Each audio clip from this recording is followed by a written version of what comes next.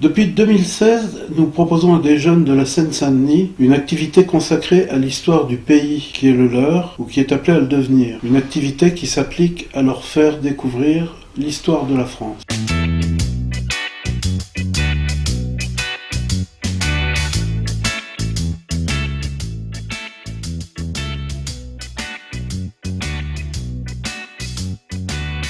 Début octobre 2018, nous accueillons un groupe d'une trentaine d'enfants, tous musulmans pratiquants, inscrits par leurs parents pour l'année scolaire. Les parents accompagnent les activités. C'est d'abord pour ce groupe que nous avons organisé les 5, 6 et 7 avril 2019 un week-end en Vendée, comprenant à titre essentiel la visite du parc historique du Puy du Fou. Le vendredi à 18h30, nous partions pour la Vendée.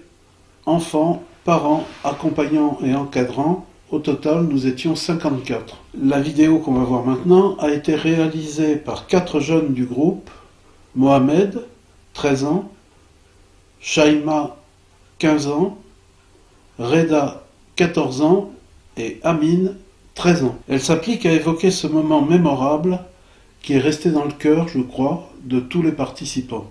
Ce film, confectionné avec les moyens du bord, est dédié à tous ceux qui ont permis ce voyage, et notamment au maire d'Aulnay-sous-Bois et à toute l'équipe de la municipalité de cette ville, notamment la direction de la vie associative, l'association Secours de France, la paroisse catholique Saint-Louis de Villemomble, la Fédération nationale André Maginot, les familles des enfants, et d'ailleurs je voudrais marquer notre reconnaissance à tous les parents qui ont encadré cette visite, et spécialement à la délégation aulnaisienne de La France Quelle Histoire, Madame Siti Kadja, Madame Atika Mimouni et Monsieur Abdelhamid Kachroud. Tous ont, pendant toute l'année, accompagné bénévolement les visites que nous avons organisées. Atika, Siti, Asdine, Zaya, Nouria étaient là à chaque déplacement. Ils ont vraiment très sincèrement toute notre reconnaissance. Pour les 2 nuits passées sur place, le groupe était hébergé dans les dortoirs du Collège de l'Espérance, un collège proche qui fermait le soir de notre arrivée pour les vacances. Après une nuit un peu courte, le car nous a conduits au but du voyage, le Puy du Fou. Tout va bien, sauf le temps. Il pleut, il fait froid. Après une queue rapide à l'entrée, nous entrons dans le parc. En route pour les attractions. Avec des treillages et des fleurs à parfum, des plantes à proverbes semées sur des chemins. C'est La Fontaine, Jean de La Fontaine, qui ouvre l'itinéraire. Alors quand on a visité le monde imaginaire de La Fontaine, qu'est-ce que tu as retenu et qu'est-ce que ça représentait? Ce que j'ai retenu déjà, c'est que c'était une exposition qui parlait de Jean de La Fontaine du coup, et de ses fables. Il y avait des statues qui représentaient ses fables. Il y avait aussi des fables qui étaient animées, comme le corbeau et le renard. Malheureusement, il pleut de plus en plus. Et il sera très difficile de prendre des photos sous l'averse. Mais il en faut plus pour doucher l'enthousiasme du groupe. Les attractions s'enchaînent. Première attraction, les Vikings. D'emblée, c'est du grand spectacle. Les enfants sont fascinés. Malgré la pluie, les cœurs se réchauffent.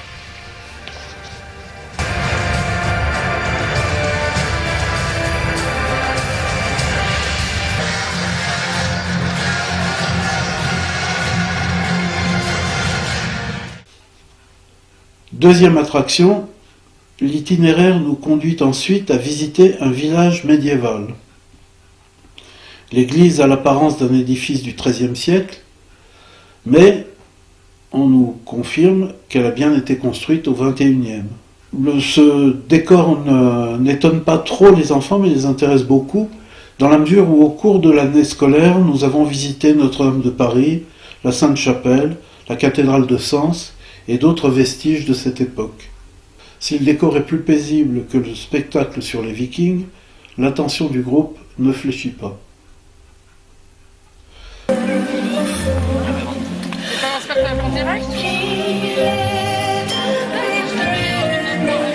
Spectacle en direct, le spectacle en direct. Troisième attraction. Avec le secret de la lance, on reste dans le Moyen-Âge. Pendant l'année, cette haute époque de la civilisation française a occupé une part importante des activités du groupe.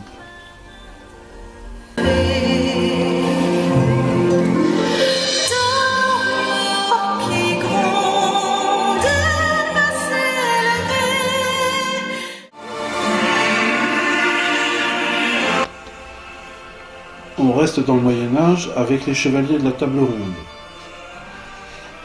C'est cette attraction également très appréciée qui conclut l'époque médiévale.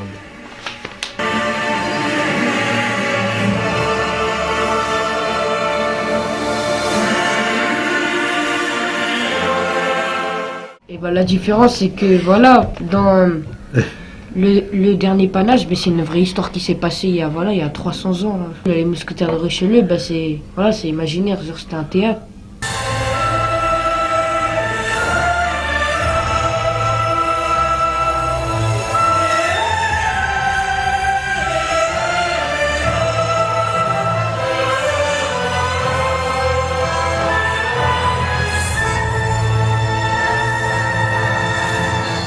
Nouria, qui est l'une des mamans à avoir accompagné le groupe pendant toute l'année, n'a pas l'air de sentir la pluie.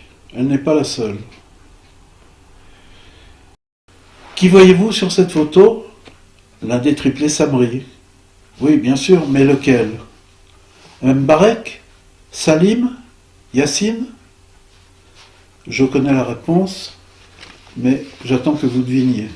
Azzedine profite d'un temps de répit pour regarder les photos qu'il a prises. Il pleut toujours, Reda ne sent pas les gouttes.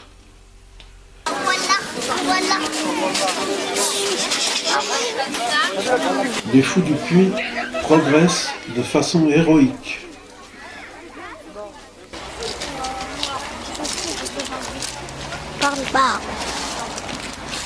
Le spectacle des oiseaux, le spectacle en soirée, c'était vraiment très joli et je recommande tout le monde d'aller donc au Puy du Fou pour assister aux différents spectacles. Voilà.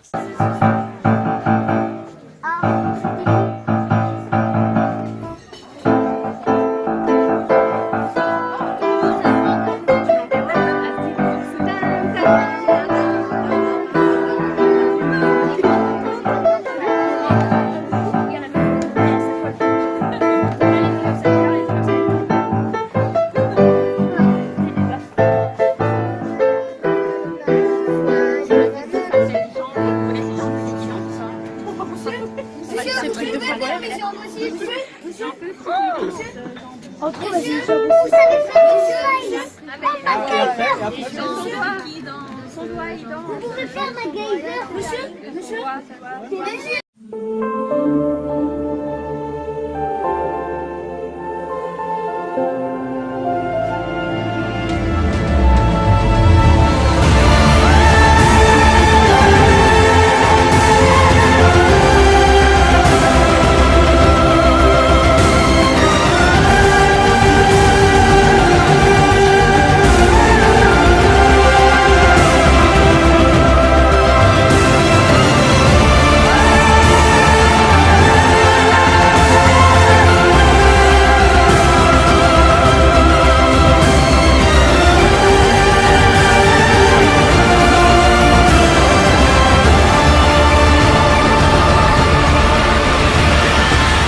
Le lendemain est plus clément. On arrive maintenant à l'attraction ou l'une des attractions qui ont le plus séduit les enfants, le dernier panache, qui raconte l'histoire du Grand Charrette. C'est par principe d'humanité qu'il faut purger la terre de la liberté de ces monstres.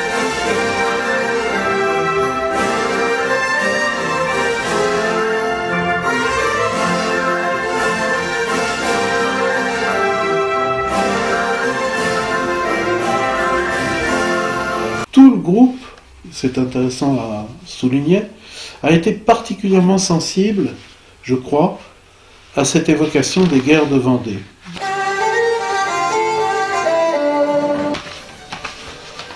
Par exemple, en préparant la vidéo, nous avons pu comparer le temps total des prises de vue consacrées par les jeunes à chacune des attractions. Et c'est le dernier panache qui emporte la Palme d'Or, haut la main, avec près du tiers du temps filmé. Il est vrai que le spectacle et la mise en scène sont magnifiques.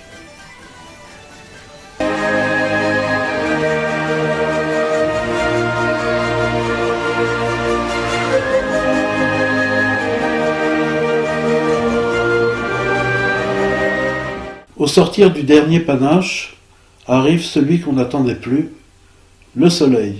Autre spectacle le dimanche matin, les mousquetaires de Richelieu. Écoute-moi. Je me meurs. Un moment. Va, laisse-moi mourir. 4 mots seulement. Après, ne me réponds qu'avec cette épée. Quoi? Du sang de mon père encore toute trempée. Ma Ce spectacle, qui est une création originale du Puy du Fou, fait se rencontrer les trois mousquetaires, le bossu, Cyrano de Bergerac, le capitaine Fracasse et quelques autres, Pazoro. C'est une création qui repose sur les œuvres créées au grand siècle ou imprégnées par lui.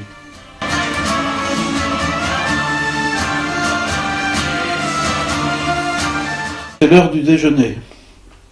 Le premier et le seul repas pris au soleil. Certains feront quelques emplettes inhabituelles.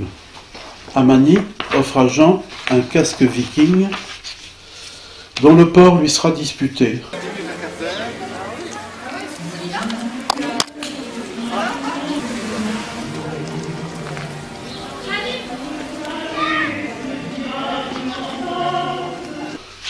Par Constant, par Reda et par quelques autres. Hildegarde prend tout cela très au sérieux. Il faut bientôt rentrer. Zaya et quelques autres ont déjà rejoint le XXe siècle. Alors, est-ce que tu as aimé le spectacle viking? Oui, j'ai beaucoup aimé le décor, comment ils faisaient les représentations, comment ils se battaient et tout. Louis est venu accompagner Thibaut, même Thibaut, avec Pascal, secrétaire général de l'association La France Quelle Histoire. C'était un spectacle qui était sur l'histoire des premiers chrétiens et donc la résistance contre l'Empire romain. Et moi ça me parle beaucoup parce que c'est l'histoire de mon identité spirituelle et religieuse, donc j'ai beaucoup aimé. Ouais. Il y avait quoi dans le spectacle? Dans le spectacle, alors c'est l'histoire d'un groupe de chrétiens qui est dirigé par un ancien haut gradé centurion de l'armée romaine. Donc il y a un côté un peu trahison, un côté un peu aventurier, provocateur, etc. Et en fait c'est juste l'histoire des premiers chrétiens, comment ils étaient traités à l'époque romaine par l'empereur. Il m'a semblé intéressant de leur poser quelques questions sur leur propre appréciation de cette belle excursion. Et c'était beaucoup de travail, ça, ce truc, la préparation de ce film? Bah, ça avait pris beaucoup de temps. Ouais. Et au début, c'était, on va dire, un peu une galère. Ah bah moi, j'ai rêvé d'être réalisateur, de monteur et tout ça. Bah ça me plaît bien, donc je me suis dit, tiens, Jean, il veut faire un film, donc pourquoi pas, je peux venir l'aider à son film qui va préparer. Parce que j'aime bien me rendre utile. Franchement, c'était un bon groupe, il y avait une bonne ambiance, on parlait tous entre nous. Et... Bon, c'était pas trop dur ce travail là qu'on a fait ensemble, le film et tout ça? Bah si, au tout début, d'abord, voilà, c'était très dur. Ouais. On savait pas quoi faire et après maintenant, voilà, on a presque terminé. Voilà, on a la fin. Alors, les attractions que tu as le plus appréciées, c'était lesquelles? Alors, c'était les Vikings. Ouais. Le dernier panache, l'arène. Enfin, là où il y avait la grande arène. Ouais. Les jeux du cirque. Ce que j'ai le plus préféré? Ouais. Le dernier panache. Ouais, pourquoi? Et bah j'ai bien aimé l'histoire. Ouais. Et après aussi j'ai bien aimé le truc qui tournait. Ah oui, c'est ça. Et l'histoire et la mise en scène. Oui. Oui, d'accord. Les effets spéciaux. Ouais. Mais l'histoire aussi, ça t'a touché. Oui. Ouais. Vous n'avez aucun d'entre vous cité comme attraction qui vous a plu celle qui se passe dans les tranchées de la guerre de 14. Les amoureux de Verdun. Ouais, c'est ça. Ça vous, qu'est-ce que vous avez pensé de ça? Si ça représentait bien la guerre mondiale. Ouais, ça, moi j'aime bien ça. Ça prouvait que c'était difficile émotionnellement aussi d'être dans les tranchées. Le tout premier, les Vikings, j'ai préféré celle-là parce que c'était c'était émouvant, il y avait plein de choses à voir, il y avait plusieurs scènes sur les côtés, c'est rempli d'ambiance. Jean de La Fontaine, il a, on va dire, métamorphosé des caractères de personnes en animaux. Par exemple, les amoureux de Verdun, ça parle de la Première Guerre mondiale. Ouais. Bon, la Première Guerre mondiale, elle s'est passée de 1914 à 1918. Ouais. Sauf que là, ça parlait un peu de la période de 1916, si je me rappelle bien. Et ça montre que c'était difficile la guerre. Ouais. Et ça, c'est un vrai fait historique qui s'est vraiment passé. Et par exemple, pour quelque chose d'imaginaire, on va dire les Chevaliers de la Table Ronde, ça parle d'une histoire. Ouais. Et c'est l'histoire du roi Arthur. Et ça, c'est en Bretagne, mais ça s'est pas réellement passé. De la même façon, je crois qu'il est bien que vous preniez connaissance de quelques commentaires faits par des parents. Moi j'ai bien aimé les orgues de feu le soir aussi, parce que bon, c'était assez spectaculaire avec l'eau, la technologie, la musique et tout, c'était assez beau. Mais même le bal des faux... Enfin moi je pense que tous les spectacles étaient vraiment beaux, j'ai pu leur dire que finalement on pouvait aussi s'amuser en écoutant l'histoire et voilà, c'était une belle approche. Il y en a une en particulier qui m'a assez émue, c'était celui de Jeanne d'Arc, je ne sais plus comment cette attraction, comment elle s'appelle, avec les effets spéciaux, les murs qui descendaient, c'était c'était époustouflant. Celui avec les faucons, c'est ça? C'était vraiment impressionnant parce que la maîtrise qu'ils ont, c'est juste fabuleux. Je trouve pas mes termes pour qualifier ça, c'était impressionnant. L'attraction qui m'a le plus impressionné, c'est la Pérouse. C'est le fameux marin qui a été sélectionné pour faire l'entreprise. Et le fait qu'il ait disparu presque en même temps que la monarchie, historiquement c'est une anecdote en fait. Et on voue en fait l'engagement de ces hommes pour leur histoire, pour la nation, pour l'idée en fait de ce qu'ils font de leur engagement en fait. Et vraiment j'ai été impressionné par ce spectacle de bout en bout. Hein. Ma fille a participé au week-end au Puy du Fou. Elle a été ravie de ce qu'elle y a vécu et de ce qu'elle a vu. Ma fille est une fan de la Première et de la Seconde Guerre mondiale. Elle m'a raconté qu'elle a participé à une attraction où elle était en état de guerre en fait. Une attraction où on est en état de guerre et où on vit la guerre. Elle a été extrêmement émue et de se retrouver dans cette attraction. Et elle a dit j'ai enfin compris ce que je lisais dans mes bouquins d'histoire. C'était vraiment effrayant, j'ai eu très peur et heureusement qu'on n'est plus en guerre, heureusement que maintenant c'est la paix et que tout va bien en France. Alors je l'ai trouvé très mûr d'avoir eu cette réflexion-là et je lui ai dit écoute, continuons de prier pour que la paix reste dans ce pays très longtemps parce que je pense que c'est compliqué de vivre une attraction comme ça à cet âge-là. En tout cas, elle a été touchée dans sa chair et je suis ravie qu'elle ait vécu ça. Je remercie toutes les mamans qui ont accompagné, je remercie Jean et tous les accompagnateurs qui ont fait un travail exceptionnel et encore une fois les enfants ont une chance formidable d'accéder à ce type d'attraction à un prix vraiment symbolique.